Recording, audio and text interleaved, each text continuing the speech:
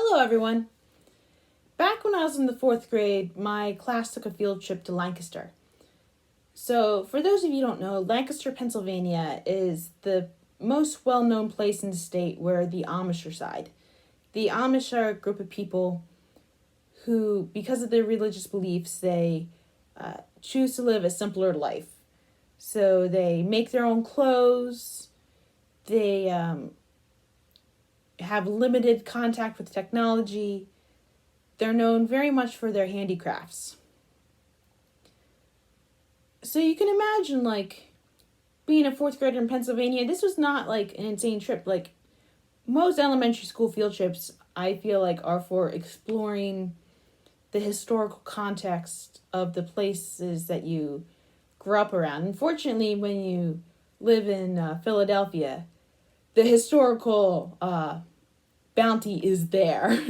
You are literally steeped in history. Not as much history as if you were in Europe, but a lot of history. And during that field trip, one of the things that I vaguely remember doing is going to a blacksmith shop. We saw a blacksmith make I think it was a horseshoe. Or at least I'm assuming it's a horseshoe because that's what I'm about to show you guys. You can see I have my name engraved in it because my mom saw this demonstration. It's like, hey, how cool would it be to get Becky a horseshoe with her name on it? That's like a fun memento of the trip, you know? Now, I probably should mention, I'm not a horse girl. I've never been a horse girl. I kind of view horses the way lots of people view many of their classmates. It's kind of like that classmate you don't actively hate, but you don't go out of your way to talk to or say hi to. They're just there, and it's like, yeah, it's cool that you're here. It's chill, that type of thing. I didn't have space for horses to be actively liked like that because I was busy obsessing with frogs at the time. But I thought it was cool at the time, and honestly, there was a point in time where my entire neck could fit inside here. That time is no longer now. I've gotten bigger since then.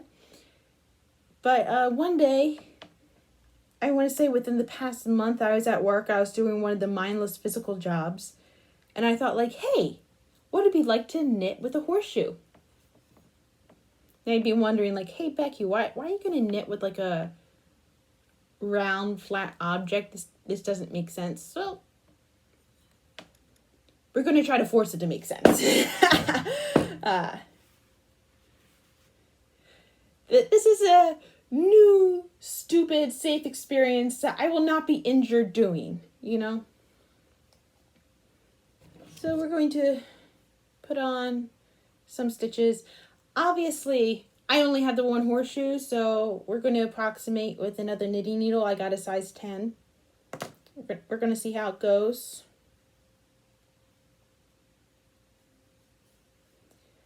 Now, you may also be wondering, hey, Becky, if you remember, this field trip from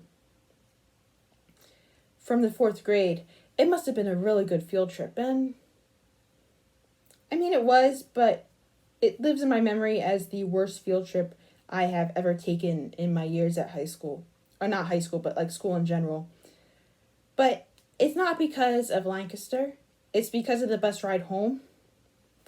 I don't imagine that I will go to hell when I die. But if I do, that bus trip is what I imagine hell would be like. It was nightmare fuel. Let's just put it that way. It's 8, 9, 10. I do not need to relive that bus trip ever again. All right. So we're going to...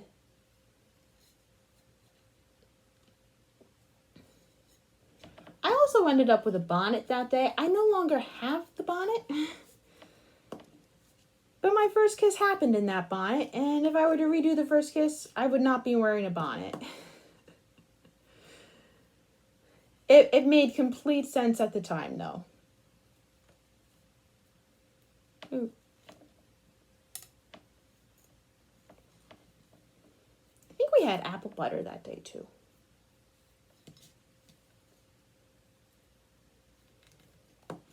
I would would say fourth grade was probably the year that we had like the most field trips while I was still in like the mandatory school ages. I had a really good teacher that year.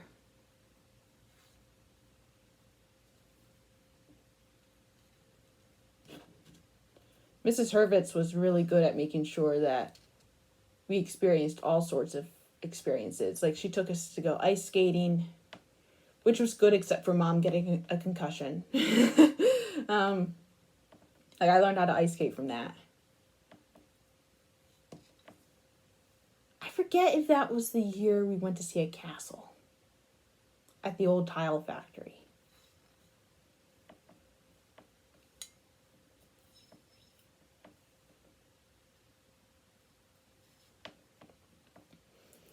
When I finally got my college degree, like, or not like when I got it, but when I was in the process of earning my college degree and I finally decided to major in art history instead of English, the one thing they don't mention about getting an art history degree is that you essentially chose the major field trips because you're going to all these museums to see art in person since, like, looking at an artwork in a book and looking at, like, the artwork in person, completely different experiences. There are some things I can tell you that look unimpressive in a book. Yeah, we're having that same issue again with this. We're just going to take that off. That you can see, like, the artwork in the book, and it's like, not like it. And then you see it in person, it's like, I get why people are obsessed about this now. Rodin's Gates of Hell are one. The Eiffel Tower is another. Oh, this might be a little bit too tight for the horseshoe. We're going to see, though. This is the hard part. I mean, when I was taking the stitches off the horseshoe, it wasn't that bad because I was using the knitting needle as a knitting needle and this was kind of just like a placeholder. But now I'm going to have to use this as the knitting needle. I'm going to see. Okay.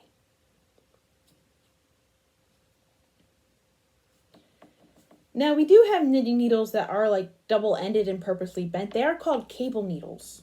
So if you ever had like a cable knit sweater and you're wondering like, and they had like all these twists and turns, the way they were able to get all those twists and turns is they had a needle that like held the stitches and pushed them either to the front or the back so that way they were knitted later than stitches that came after them in line. And that's how the twist in the knitting happened. Anyway, those needles tend, even though they are like relatively straight, there is like a bend in them so that way you can have the cable needle and you can have the double ends of the needles, but it doesn't automatically slide off, you know, if you happen to have loose tension.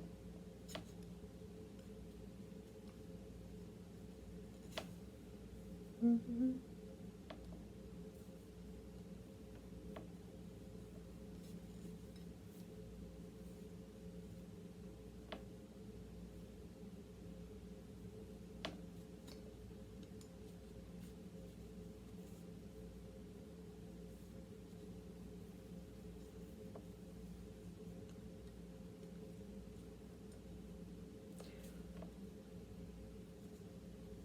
Also, it's amazing just how much horses are involved in like languages. Like when you start studying languages and you see horses just show up everywhere.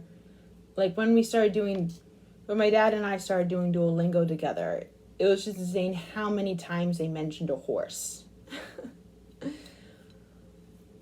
Also, look how big this horseshoe is. Can you imagine a horse's like foot is that big? I guess they have to be in order to like support a horse, but still, you think of them having these like little dainty feet. You don't think of them having like these huge feet.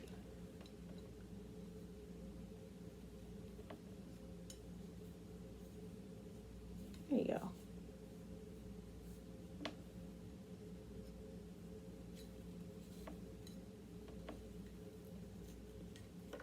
There you go. I think we're just one more stitch and we're going to have the second row done. Ooh. Is this will even get in. I don't think it's making it in, but I can still bring yarn through it. Boom. There we go. That's 2 rows so far. Kind of hard to see with the curve because the curve is kind of like distorting the knitting itself. It'll be easier to compare when it's back on a flat surface.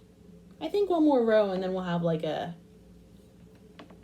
accurate representation of what it was like to knit with a horseshoe.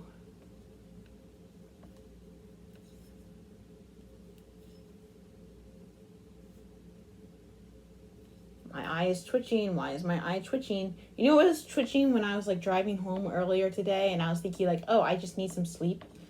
But I've gotten some sleep since then. And it's still twitching, so I don't know why. Maybe it just needs some more sleep.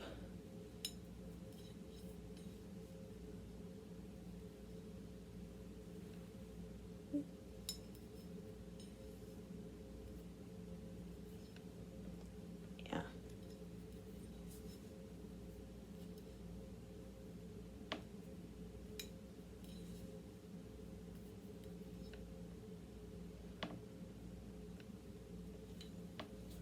Okay.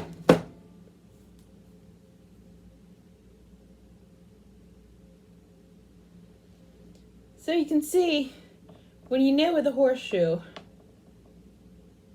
and it's possible, but the stitches are super loose. So it's kind of like I'm making a fishnet. Like I got like an extra loose thing there, but probably because of how I pulled it.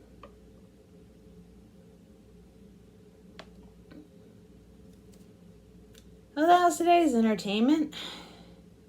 Have a nice day, everyone.